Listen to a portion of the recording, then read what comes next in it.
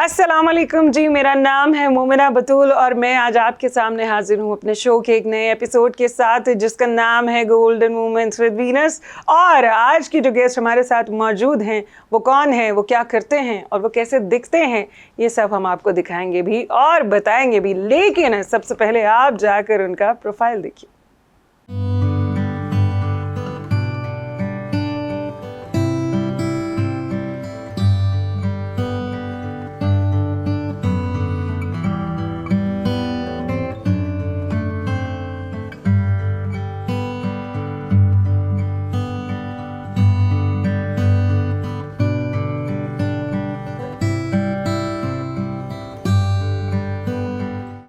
जी, तो आपने देखा उनका प्रोफाइल। हमारे साथ मौजूद हैं इखलाक अहमद हाशमी, प्रेसिडेंट हैं लेबर विंग कराची डिवीज़न के और नून लीग से इनका ताल्लुक़ है। आइए इनसे बात करते हैं और जानते हैं इनकी लाइफ के बारे में। अस्सलाम वालेकुम सर। वालेकुम सलाम। कैसे हैं आप? बस ठीक ठाक, दुआ चाहिए आप। सबसे पहले तो मुझे ये बताएं कि कितना अरसा हो गया आपको सियासत को ज्वाइन किए हुए और किस तरह से आए इस फील्ड में, किसको देखा था, किससे इंस्पिरेशन मिली आपको? मुझे तकरीबन कराची में जो मैंने 86 के अंदर जो ना मियाँ नवाज शरीफ साहब को ज्वाइन किया था जब वो वज़ीर आला पंजाब थे। तो अब 2023 है जी। तो मियाँ नवाज शरीफ साहब को देखकर जो ना एक ख्याल आया कि ये मुल्क का जो है वज़ीर आज़म होना चाहिए। सही। तो उस ज़माने फिर मुलाकात हुई हमारी लाहौर में। और मुलाकात होने के बाद क्योंकि ये मुस्लिम लीग पंजाब के सदर थे जी। तो हमें उन्होंने टास्क दिया कराची का और मुझे यंग लीगर्स का जो ना बनाया एक चेयरमैन यहाँ पे ना कि आप उसे पूरी यानी कि कराची को जो ना आपने देखना है और अपने नौजवानों को निकालना है। सियासत में आने का ख्याल कैसे आया? आपकी फैमिली में कोई था सियासत में? नहीं, हमारी पूरी फैमिली सियासत में ही है। अच्छा, बैकग्राउंड है आपका बैकग्राउंड पूरा? हमारा जो ना यानी कि इंडिया से जब हमने हिजरत की सही। तो मेरे परदादा दादा जो ना तमाम लोग ये पाकिस्तान बनाने वालों में थे। अच्छा अच्छा अच्छा। मुस्लिम लीग से इनका ताल्लुक था। ओके। तो वहाँ से फिर मेरे बड़े भाई हैं वो भी सियासत में हैं, मेरा बेटा भी सियासत में है। अच्छा अच्छा अच्छा। जी जी। तो ये यानी कि तो पूरी फैमिली ये मतलब वहाँ से हम लोग जो ना सियासत में शामिल दाखिल हुए। सही। तो लेकिन ये कि ये हम रवायती सियासतदानों की तरह नहीं है सही कि सियासत को हम अपनी जो है इबादत समझ के करते हैं। और कराची के अंदर जब से हमने यहाँ सियासत की है तो इसकी ये इबादत ही समझा है। सही। बल्कि यहाँ तक कि अपने नुकसानात किए हैं सियासत में। लोग यानी कि ये ऑन द रिकॉर्ड में बात कर रहा हूँ और जो भी लोग देख रहे हैं ये हमारी प्रोफाइल चेक करके ये भी देख सकते हैं कि जब सियासत में आए तो हम हमारे पास कितने यानी कि एसेट थे और उसके बाद फिर मियाँ नवाज शरीफ साहब की जो पहली हुकूमत गिरी सही तो हम लोग कहाँ खड़े हुए थे। सही। तो ये जो ना हमने बिल्कुल यानी कि इसी तरह सियासत की कि लोगों की इमदाद करनी, लोगों के साथ मिलना जुलना, एक वो जज्बा था कि कौम की खिदमत करने का। और एक हमारे यानी कि हमारे जो साथी थे या हम लोग थे, हमारे जहन में था कि हम नवाज शरीफ साहब को वज़ीर आज़म देखना चाहते हैं। सही। और वो अल्लाह ताला ने जब पहली दफ़ा वज़ीर आला वो एज ए पंजाब से कराची आया तो हमने उनका बहुत बड़ा इस्तकबाल किया। एक पूरे कराची की आवाम जो ना वो शार फैसल पे थी। सही। और मियाँ साहब बड़े खुश हुए उस ज़माने में। उनके जो साथी थे उस ज़माने की मैं बात कर रहा हूँ, मुशाहिद सैयद साहब होते थे, इत्तलात नशियात के ये सेक्रेटरी थे, सदीकुल फारूक साहब शामिल हुए थे और इनके सनतकार जो थे ख्वाजा कुतुबुद्दीन थे, माजिद सुल्तान थे। ये आप कब की बात कर रहे हैं? ये आप 86 की बात? 86 से जब वज़ीर आला पंजाब थे। अच्छा अच्छा अच्छा। तो ये फिर आस्ता आस्ता जो ना इलेक्शंस हुए, उसके बाद मियाँ नवाज शरीफ साहब पाकिस्तान के जो ना वो बन गए वज़ीर आज़म, मुस्लिम नहीं वज़ीर आज़म बने और पाकिस्तान मुस्लिम लीग के सदर बने। सही। तो उसके बाद फिर 99 के अंदर ये यंग लीगर्स को जम कर दिया गया और फिर दरमियान में आपने 86 से इनको ज्वाइन किया है। ओके। तो बीच में फिर जो ना कुछ केसेस हमारे पर बने और वो इतने खतरनाक केसेस थे उस टाइम पे उस पार्टी के साथ हमारा बहुत ज़्यादा झगड़ा था। 86 से लेकर अब तक, अब 2023 में आपकी जो है हुकूमत है, आप इस वक्त आपकी जो हुकूमत अभी चल रही है आपकी ही नून लीग की चल रही है। तो तब से लेकर अब तक ऑब्वियसली आपको इतना वक्त हो गया, इतना अरसा हो गया है, बहुत सारे अप्स एंड डाउन्स देखे, ऐसी क्या क्या हर्डल्स आई आपको? नहीं, उसमें देखें सियासत में जब हुकूमत आती है ना, हाँ। जो सबसे बड़ा जो अलमिया है ये नहीं कि नून लीग का अलमिया, ये हाँ। तमाम पार्टियों का अलमिया है ये कि जब हुकूमत जो ना इनकी सियासी पार्टी इक़्तिदार में आती है, वो PTI हो, वो पीपल्स पार्टी हो या नून लीग हो, सही, तो वहाँ पे फिर जो ना ये जो मुफाद परस्त एक टोला है यहाँ पाकिस्तान में ना, जो उन्होंने अपनी जो ना ये यानी कि रास्ते बनाए होते हैं। एक मारूसी सियासत का नाम भी इसको नहीं, दिया जाता है। नहीं, मारूसी सियासत नहीं। हाँ। वो लोग फिर जो ना ये काबिज हो जाते हैं हमारे यानी कि सियासत के ऊपर, और फिर वो अपनी कुछ ऐसी बातें भी बनवाते हैं, कुछ ऐसी बातें करते हैं जिससे हमारा वर्कर जो है परेशान होकर पीछे चले जाता है। सही। और हर सियासी पार्टी का यही हाल है। हाँ। वो अभी पीटीआई को आप ले लें कि जो पुराने इनके वर्कर्स थे वो अभी घर बैठे हुए हैं। यानी कि आपको लगता है हर पार्टी के अंदर कुछ ऐसा एक ग्रुप होता है कि वो जो सिर्फ अपने बारे में सोचता है। बिल्कुल है, क्योंकि अभी सियासत जो है ना वो बन गया है बिजनेस। हाँ जी। अगर आपने सेनेट का मेंबर बनना है तो आपके पास करोड़ों रुपए होने चाहिए। आपने एमएनएस बनना है तो आपके पास करोड़ों रुपए होने चाहिए। अच्छा। तो ये कि उसके बगैर आप सियासत यहाँ पे नहीं कर सकते। जब पैसा इन्वॉल्व हो जाता है तो फिर ये कि जो एक असल जो वर्कर होता है, जिसकी जो बड़ा अपनी पार्टी के साथ जो है ना बहुत ज़्यादा मोहब्बत करता है और बड़ी मेहनत उससे की होती है, और वो फिर पीछे चला जाता है। तो वो एक टाइम ऐसा आता है कि वो फिर जो ना मायूस होकर जो ना अपने घर भी जाकर बैठ जाता है। लेकिन आपको क्या लगता है, आप अभी भी कह रहे थे कि सियासत में हर पार्टी के अंदर कुछ ना कुछ एक ग्रुप ऐसा होता है। अभी जो है नून लीग के अंदर ऐसा कौन सा ग्रुप है? ऐसा ग्रुप है नून लीग के अंदर? नहीं, अब ऐसा ग्रुप है ना, मैं आपको बता देता हूँ कि शहबाज साहब जब अपोजिशन लीडर थे तो यहाँ पे हवारी टावर में मुलाकात हमारी जब हुई as a labour wing Karachi division के हवाले से, और हमने बड़े हमारी जो लेबर्स के यहाँ पीआईए यूनियंस थी, स्टील मिल की थी, कासम बोर्ड की थी, इन तमाम लोगों से, वाटर बोर्ड की थी, तो उन्होंने मुलाकात जब की तो उन्होंने हमारे से वादा किया कि मैं जो है ना लेबर पॉलिसी भी लेकर आऊँगा और आपसे मुलाकात भी करूँगा। लेकिन मेरे ख्याल 10-15 तो ख़त लिख चुके हैं हम लोग, क्योंकि वो ख़त फिर जो है ना ये मियाँ नवाज शरीफ के दौर में होता था कि ख़त का जवाब दिया जाता था। अच्छा। और वर्कर्स को याद किए रखा जाता था। सही। लेकिन ये हमारे एक ऐसा दौर आया कि इसमें जो है ना वर्कर्स को खतूत जो है ना मियाँ शहबाज, एक तो मियाँ शहबाज साहब का हुकूमत ऐसे टाइम में मिली है कि ये पाकिस्तान के यानी कि जब मुसीबत बहुत ही मुसीबतें ख़त्म हो चुकी थी, मुल्क दिवालिया होने के करीब था। एक तो वो उनकी बहुत बड़ी परेशानी है और वो बीमार भी रहते हैं। एक तो ये भी मैं कहूँगा। लेकिन होता ये है कि जैसे मैं एक छोटी सी मिसाल देता हूँ कि नवाज शरीफ साहब के जो एक प्रिंसिपल सेक्रेटरी थे तो वो अब फौत हो चुके हैं। नहीं, मैं बात काट रही हूँ। आपको क्या लगता है शहबाज शरीफ तक खतूत आपके क्यों नहीं पहुंचते? आपने कहा नवाज शरीफ के टाइम में जवाब आता था, इनके टाइम में जवाब क्यों नहीं आ रहा? नहीं, वो इसलिए नहीं आता ना कि वहाँ पर जो लोग अभी मौजूद हैं, जो उनके साथ हैं, तो वो लोग वो खतूत वहाँ तक पहुँचाते नहीं हैं। अच्छा। तो अब वो जब पहुँचाते नहीं है तो फिर एक ऐसा गिरोह है कि जिनके पास पैसा होता है, जिन्होंने माल कमाना होता है, वो उनके सेक्रेटरीज को, उनके लोगों को यहाँ दावतें करना, उनके साथ अपना वो उसके बाद फिर जो है ना, जो जैसे कि पहले होता ये था कि जब भी कोई मिनिस्टर या मियाँ नवाज शरीफ साहब कराची आते थे तो पहले से प्रोग्राम दिया जाता था पार्टी को कि ये करना है, ये प्रोग्राम है और फलां को दावत। लेकिन अब ऐसा नहीं होता। अच्छा। अब अगर कोई मिनिस्टर आता है तो वो मिनिस्टर एयरपोर्ट से उतरता है तो एक लंबी गाड़ी उनके लिए तैयार होती है, और वो लंबी गाड़ी जिसकी होती है वो उन्हें उसकी एडवाइस पे वो होते हैं जो है ना, वो घूम फिर के चले जाते हैं। वर्कर्स को यहाँ तक कि मुलाकात नहीं करते। नहीं, तो इस बात के बारे में आपके शहबाज शरीफ साहब को पता होना चाहिए, उन्होंने इस बात के बारे में एक्शन क्यों कोई लिया कभी? नहीं, मैंने आपको बताया ना कि अभी हम मीटिंग्स होती रहती हैं, अभी भी हमने जाना है, उन्हें ख़त लिखते रहते हैं। अमल ये नहीं, मैं आपको नून लीग की बात नहीं कर रही, हर पार्टी के अंदर मैं आपको बता रहा हूँ, मैं वही बात कर रही हूँ। लेकिन आपके उन खतूत की वजह से मैं बोल रही थी। जो मेरे से सवाल किया ना कि हमारे मुल्क में सियासी पार्टियां मजबूत क्यों नहीं होती हैं? क्योंकि बीच में दो ग्रुप्स होते हैं। नहीं, बीच में जो लोग आ जाते हैं उनका ताल्लुक पार्टी से नहीं होता। हाँ। वो एक मुफाद परस्त लोग होते हैं। अच्छा। वो अपना फ़ायदा उठाते हैं। हाँ। और पार्टी के वर्करों को पीछे करते हैं और उसके बाद जो है ना वो निकल जाते हैं। हाँ। फिर दूसरी जब पार्टी आती है तो उसके साथ, अब मैं आपको छोटी सी मिसाल देता हूँ कि कल हमारे यहाँ ये वापडा के जो है ना कुछ डायरेक्टर्स लगाए गए हैं। अच्छा। तो तमाम डायरेक्टर्स को जो है ना वो पंजाब से लिया गया है।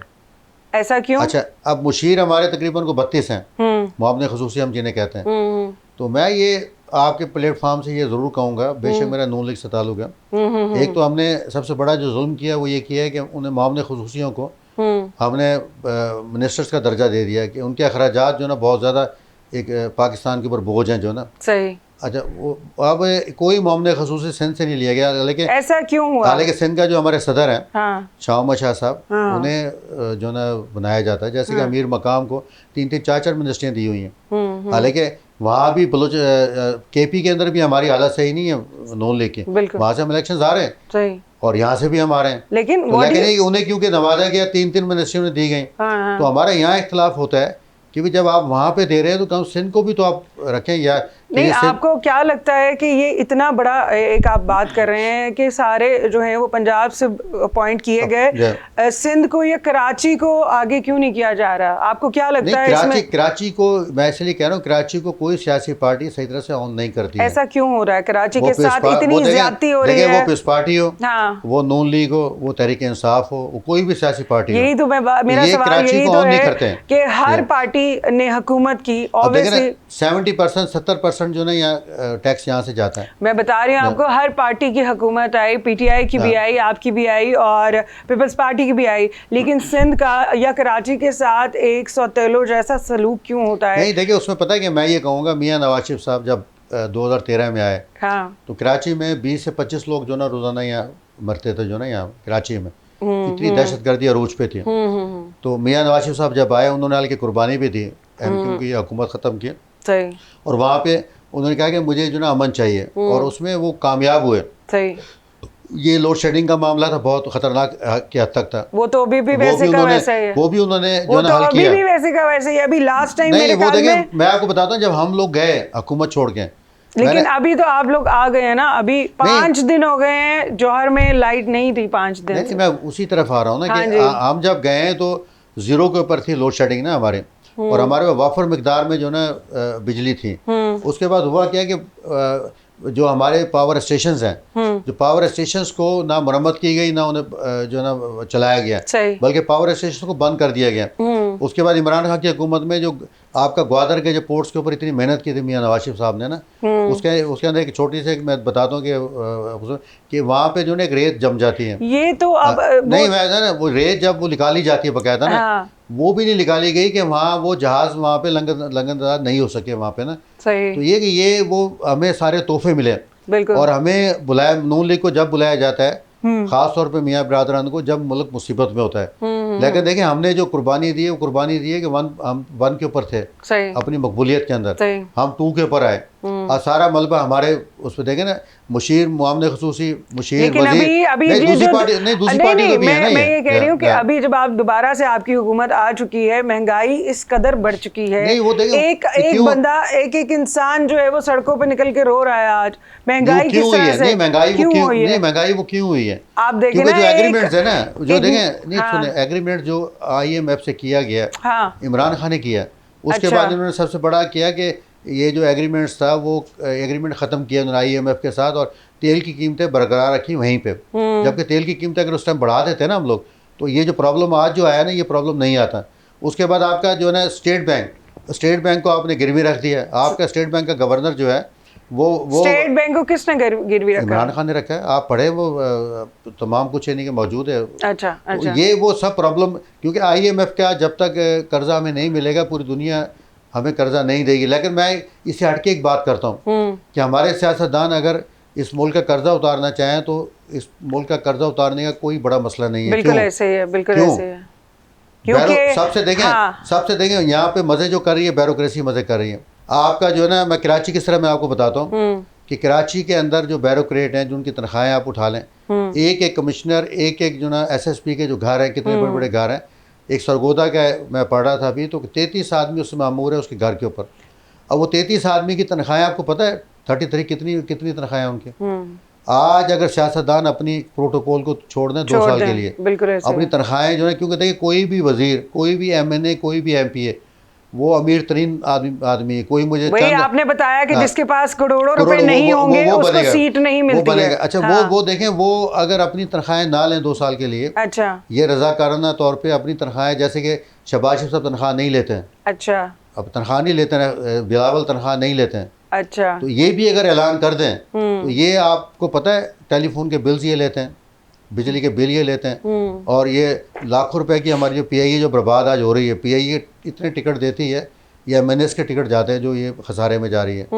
तो हम लोग जो ना इस मुल्क को अगर सुधारना चाहें, तो हम जो ना सुधार सकते हैं इस मुल्क को। लेकिन जब हम सीट पर आ जाते हैं, जब हम देखें ना, आज PTI के लोग, ये बात आपको भी पता है, सीट पे जब बंदा आ जाता है तो सीट का तो एक नशा ही और होता है। नशा और होता है। इसी बात के बारे में हम बात करेंगे, मुझे ब्रेक पे जाना है। तो व्यूअर्स, मैं मिलूंगी आपसे छोटे से ब्रेक के बाद।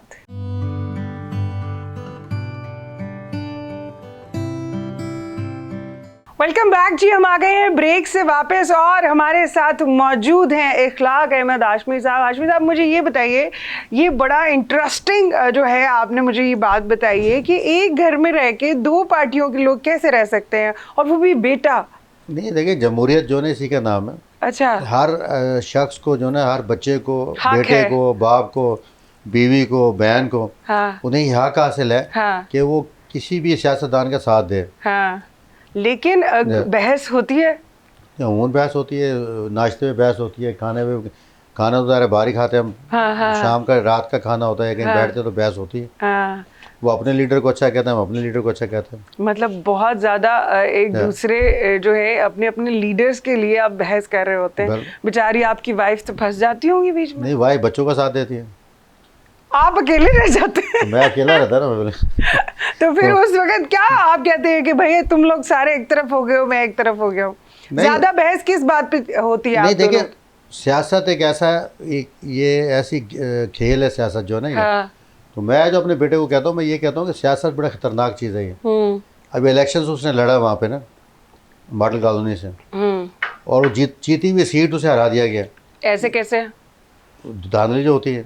हाँ हाँ हाँ। तो मसला ये है कि सियासत में किसी की तरफदारी करना है। पहले तो आप इतनी आपको मालूमात होनी चाहिए सियासत में कि आपका लीडर्स जो है ना, और अपने अंदर हौसला है। हम अपने कई दफ़ा जो है ना अपनी पार्टी को बुरा कहते हैं, जो वो गलत कोई कहीं होता है तो हम गलत कहते हैं। अभी आपके प्रोग्राम में मैंने कहा जी, तो अभी आपने ये बात कही। लेकिन पीटीआई के अंदर ये है कि उन्होंने जो एक ऐसे दिमाग के अंदर जो ना बात भर दी गई है क्या कि ऐसा सब कुछ जो है ना, जो कुछ भी है, इमरान खान है, ये फरिश्ता है और ये गलत नहीं हो सकता। अच्छा, मुझे ये बताएं, दोनों आप में और आपके बेटे में सबसे ज़्यादा बहस किस बात को लेकर होती है? नहीं, वो बहस सिर्फ ये होती है कि जैसे कि अभी पिछले दिनों स्कैंडल्स आ रहे हैं इमरान खान के। जी जी। इद्दत वाला है। जी जी। इद्दत के दौरान जो निकाह किया उसने ना। हाँ जी।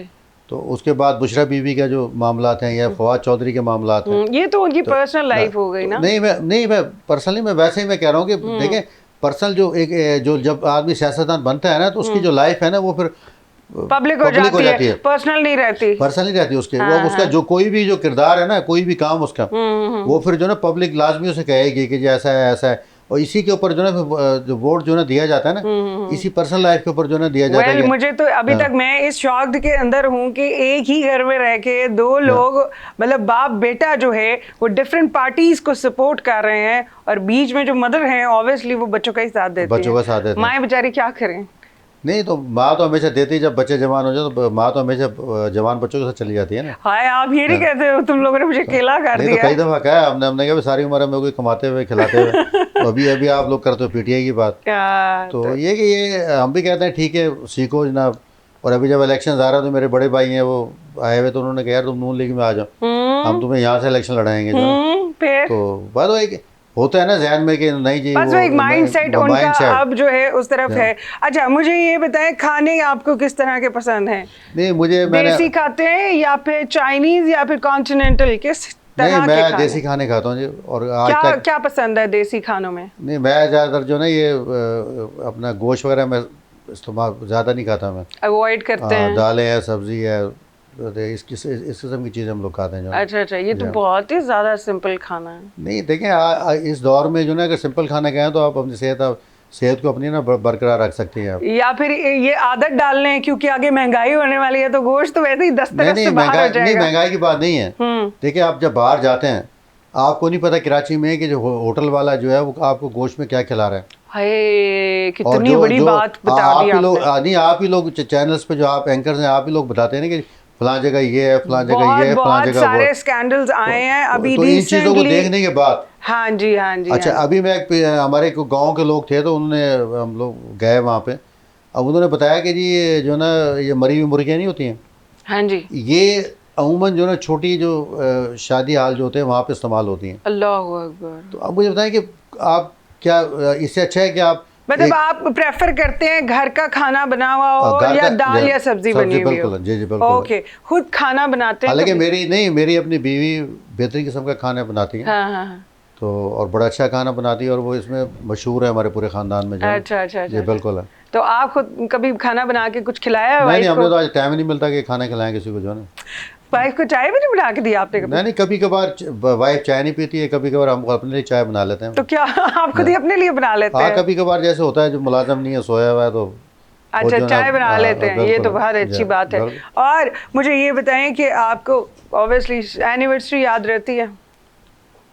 नहीं, मैं तो भूल जाता हूँ, लेकिन तो मेरी वाइफ याद रखती है, बच्चे याद रखते बच्चे, हैं। अब वही होता है, बच्चे पहले जो है कभी आपको भूली तो आपकी कभी लड़ाई हुई इस बात पे? लड़ाई ज्यादातर किस बात पे होती है, होती भी है कि नहीं होती?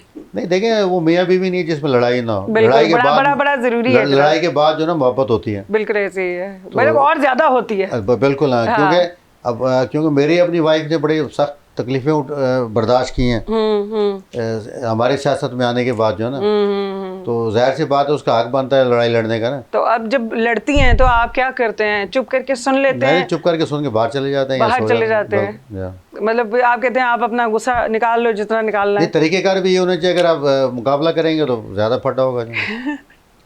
तो यानी कि आपके कहने का ये मकसद है कि जब बीवियां लड़ाई करती हैं तो शौहरों को खामोश हो जाना चाहिए। तो क्योंकि बीवियां तो खामोश होती नहीं है। देखिए, बीवियां अगर खामोश हो जाएं तो शौहरों का भी घर में दिल ना लगे। नहीं, वही मैंने कहा ना। हाँ, बीवी बोलते हुए अच्छी लगती है, बिल्कुल। और शौहर को सिर्फ सुनना चाहिए। नहीं, दूसरा ये कि मुझे सबसे बड़ा ये नहीं कि जो मेरी वाइफ का जो सबसे बड़ा किरदार जो है वो ये है कि मेरे बच्चों को तालीम उसी का काम था। ऑब्वियसली और सारी जितनी मेहनत और जितना घर में जो तमाम चीज़ों को हैंडल करना, मुझे तो ये भी नहीं पता होता कि कभी कभार अगर मैं चला जाऊँ स्टोर पे सामान लेने, तो उस टाइम मुझे पता चलता है कि लेकिन वो भी लिस्ट हमारे हाथ में आ जाती है। सही। तो कभी कभार वैसे को पता चलता है चीनी इतने रुपए किलो हो गई या गोश्त इतने रुपए किलो हो गया। सही। तो मसला है कि ये सारे काम जो है मेरी अल्लाह ताला शुक्र है इत्तेफाक से होता है, कभी आपको रेट्स का पता चलता है। वाइफ मेरा जो है करती है सारे ना काम। अच्छा, मतलब आपको कभी कभी रेट्स का पता चलता है। बिल्कुल। मुझे ये बताएं, जब कभी मूड खराब होता है तो सबसे पहले सॉरी कौन बोलता है लड़ाई के बाद? वो मुझे कहना पड़ता है। वो 12 घंटे के बाद, एक दिन के बाद वो मुझे कहना पड़ता है। जो एक दिन इंतजार करते हैं, 24 घंटे का रिलीफ देते हैं आप? नहीं, वो हमारे जल्दी हो जाती है जो ना। अच्छा, यानी कि आप सॉरी बोल देते हैं? नहीं, बिल्कुल। ओके, उनका मूड अच्छा करने के लिए कभी लॉन्ग ड्राइव पे लेके जाते हैं? काफ़ी दफ़ा जाते हैं। अच्छा, ड्राइव करते हैं तो म्यूजिक सुनते हैं? नहीं, म्यूजिक जो ना पहले सुनते थे, अभी नहीं। अब म्यूजिक नहीं सुनते हैं? अब क्या सुनते हैं? अब बातें करते हैं? नहीं, सिर्फ गपशप, ये वो टाइम ही नहीं मिलता। सही टाइम का होना, ऑब्वियसली जब आपके पास फ्री टाइम होता है तभी आप इस तरह की सारी चीज़ें कर सकते हैं। मुझे ये बताएं कि आने वाले दिनों में आपको क्या लग रहा है, ये जो महंगाई का एक बहुत तूफान चल पड़ा है? देखिए, मैं ये पैगाम देना चाहता हूँ कि आने वाले दिनों में महंगाई का ये जो तूफान है इसको कैसे रोका जा सकता है? नहीं, इसके लिए महंगाई का जो तूफान है वो भी रुकेगा। हाँ। और इसके लिए जो ना जो यानी कि लॉन्ग टर्म जो पॉलिसी बन रही है, हाँ। जैसे पेट्रोल का आप ले लें, पेट्रोल बहुत महंगा हो चुका है और कहीं मिल रहा है और कहीं मिल ही नहीं रहा है। पेट्रोल के लिए भी पॉलिसी बनाई जा रही है। हाँ। और उसके ऊपर काम हो रहा है। हाँ। उसके ऊपर जो ना दूसरा ये कि कार्ड्स सिस्टम एक आ रहा है यहाँ पे ना। अच्छा, तो उसके ऊपर भी काम हो रहा है। कार्ड में क्या होगा? नहीं, उसमें जैसे हमारे मिडिल क्लास लोग हैं, सफ़ेद पोश लोग हैं, तो अपनी इज्जत के साथ जो ना चीज़ें उन्हें मिल जाएं। ये जो महंगाई है, ये महंगी चीज़ें हैं, वो उन्हें ले सकते हैं जो ना। इन चीज़ों पे काम हुकूमत कर रही है और इंशाल्लाह बहुत जल्द इसका जो समर मिलेगा। चलें जी, अल्लाह करे कि हमारा ये जो मुल्क है दिन दुगनी रात चुगनी तरक्की करे, हम यही चाहते हैं। लेकिन महंगाई को ज़रा कम करके, मेरे शो का वक्त ख़त्म होने जा रहा है। और बहुत अच्छा प्रोग्राम था आपका। तो विनेस जो है ना, ये चैनल जो है बड़ा अच्छा चैनल है और हमें बड़ी मोहब्बत है और अल्लाह ताला इसे तरक्की दे, पाकिस्तान में देखा जाए। अरे वाह, ये तो आपने बहुत अच्छी बात कर दी है। Thank you so much sir, आपका बहुत बहुत शुक्रिया, आपने अपना कीमती वक्त हमें दिया। और व्यूअर्स, मैं मिलूंगी आपसे अपने अगले शो में एक नए गेस्ट के साथ। तब तक के लिए मुझे दीजिए इजाज़त। अल्लाह हाफिज़।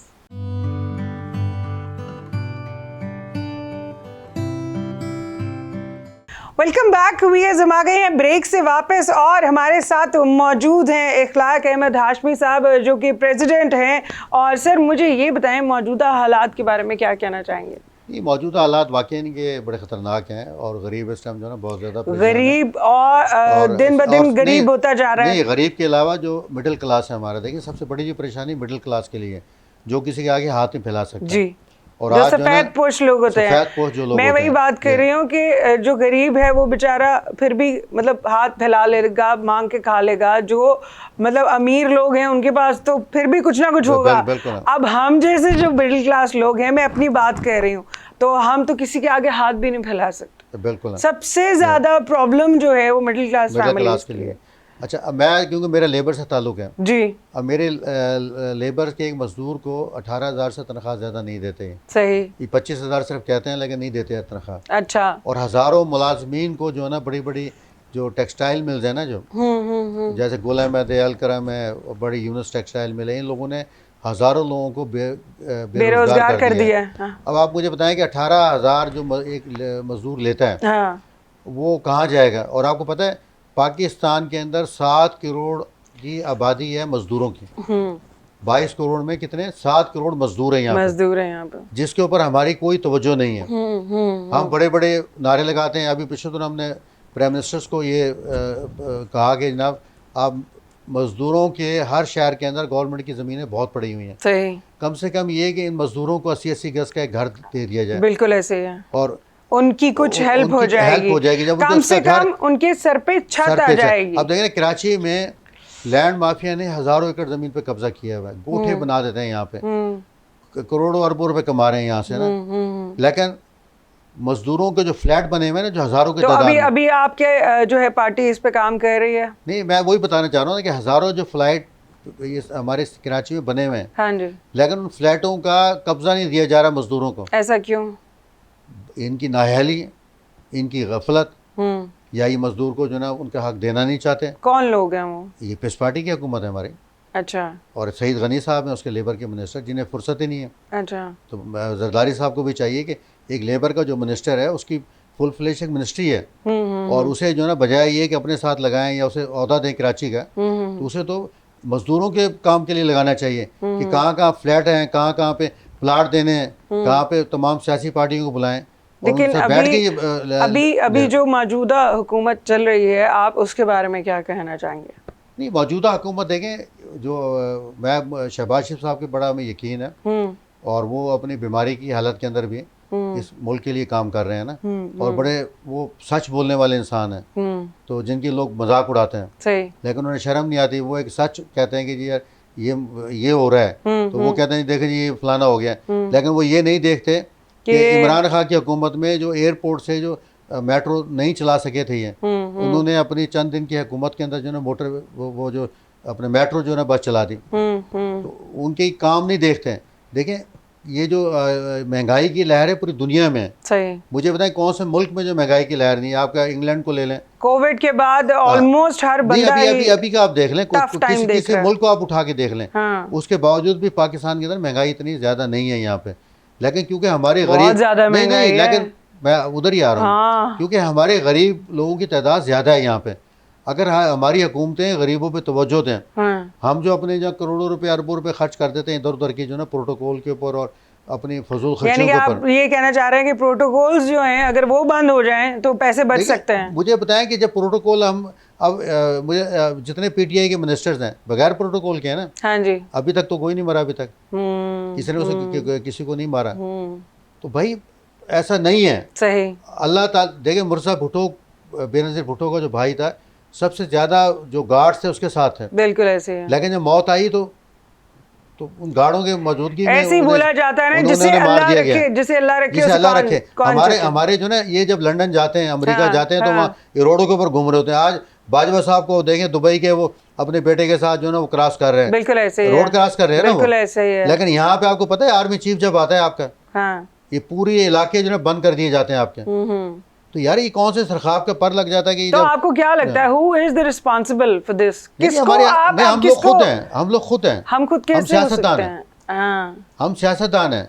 मैंने आपको बताया ना कि हमारा सियासतदान अगर इस मुल्क के लिए मुखलिस हो जाए, तो आज मुझे बताएं कि ब्यूरोक्रेट सबसे ज़्यादा एक सेक्रेटरी की तनख्वाह जो ना आपकी पता है 50 लाख से, किसी की 20 लाख है, किसी की 30 लाख है। उसके बाद घर इनके पास फ्री हैं, गाड़ियाँ इनके पास फ्री हैं, इनके पेट्रोल फ्री हैं, इनके औलादें जो ना वो शॉपिंग करती हैं, शिकार खेलती हैं उन गाड़ियों में, गवर्नमेंट के नंबर आपके इंग्लैंड के अंदर आपका 45 का पोल है गाड़ियों का, सही, और आपके सिंध के अंदर 25,000 गाड़ियाँ हैं आपकी।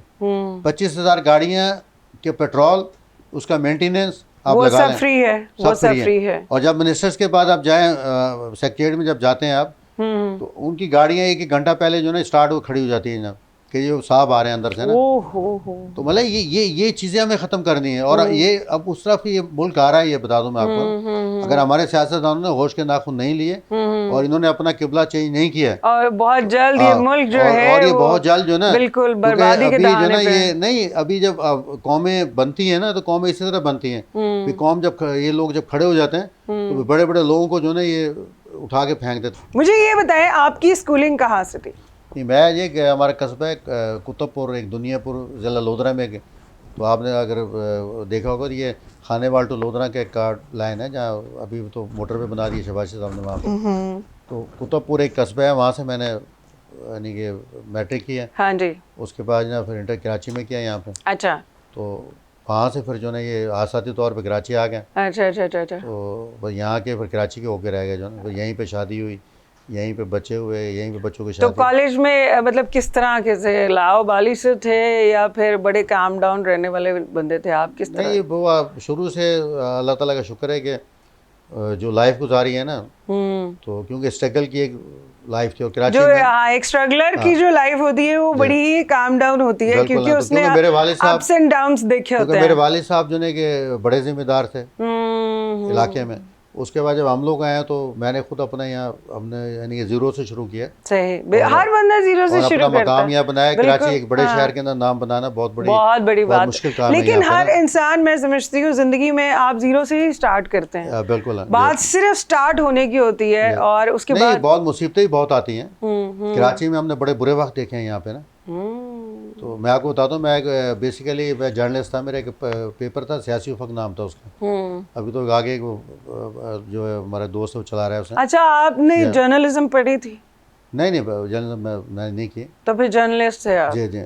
तो उसमें जो ना वो पर्चा जब हम निकालते थे उस जमाने में किताबत होती थी, लिखा ज्यादा लिखा जाता था, हाथ से लिखा जाता था, हाथ से पेस्टिंग होती थी। हाँ। तो मेरी कई दफ़ा मीर खलील रहमान साहब से मुलाकात हुई। अच्छा। अच्छा, ये मैं एक और बात बता दूँ, जंग ग्रुप की बता दूँ कि मीर खलील रहमान साहब मरहूम जो है ये खुद इंफॉर्मेशंस में जो डायरेक्टर इश्तिहारात जो देता है वहाँ उमूमन हमारी मुलाकात हो जाती थी। अच्छा। तो ये कि फिर मैं न्यूज़ एशिया कि लंदन में पर्चा निकलता, उसके ब्यूरो चीफ रहा मैं यहाँ पे पाकिस्तान में जिन्हें दौर में। ओके। तो अभी भी ये कुछ जर्नलिस्ट हैं जो हमारे साथी हैं यहाँ पे। उसके बाद फिर क्योंकि मियाँ नवाज शरीफ के साथ जो है ना, जो जिन्हें ज्वाइन किया तो सदीकुल फारूक जर्नलिस्ट हैं, मुशाहिद सैयद जर्नलिस्ट हैं। यानी कि आपने तो अच्छा, मतलब तब सहाफत और ये जर्नलिज्म स्टार्ट की जब किसी को पता भी नहीं होता था किसी को। हामिद मीर, ये जितनी बड़े बड़े मलिया लोधी, ये उस ज़माने में जब जिनेजो दौर में जी, ये इनका नाम वाम नहीं था बिल्कुल भी। बिल्कुल सही। तो आज अगर हम भी होते तो हम भी ये इन्हीं की जगह बैठे होते। जो बिल्कुल सही, लेकिन आपने खुद को स्विच कर लिया सियासत की तरफ जो ना। मैं बता रहा हूँ मियाँ साहब के साथ ज़्यादातर जो लोग आए, अभी भी देख लें मियाँ साहब के साथ कालम नवीस हैं, हुसैन अकानी उस टाइम इतलात और निशात के मुशीर थे मियाँ साहब के, जब वज़ीर-ए-आज़म पंजाब थे। सही। तो हमने फिर ये सियासत छोड़ के हमें तो कॉलेज जो है वो आपका को एजुकेशन था या फिर बॉयज़ का कॉलेज था? नहीं, जो ना मैं जो कॉलेज में था ना, हाँ। तो जो ना वो मैं उसमें था PSF के अंदर जो ना। अच्छा। सही। तो शादी आपने लव मैरिज की या अरेंज मैरिज? नहीं, अरेंज मैरिज में, वालदा की।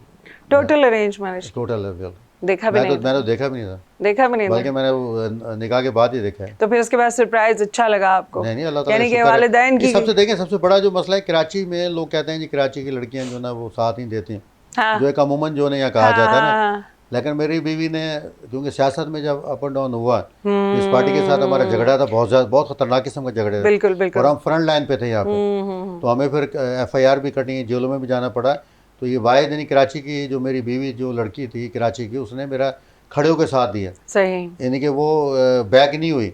बिल्कुल जी, पार्टनर अगर आपका हर मुश्किल में आपका साथ दे रहा है तो उससे अच्छी तो कोई बात हो नहीं सकती। कि पूरी ससुराल ने हमारे साथ दिया। सही। और वो साथ खड़े रहे और उस मुसीबत के वक्त खड़े रहे जो। तो how many kids you have? बच्चे कितने हैं आपके? मेरे जो 2 बेटे 1 बेटी है। बेटी की मेरी शादी हो चुकी है कतर में।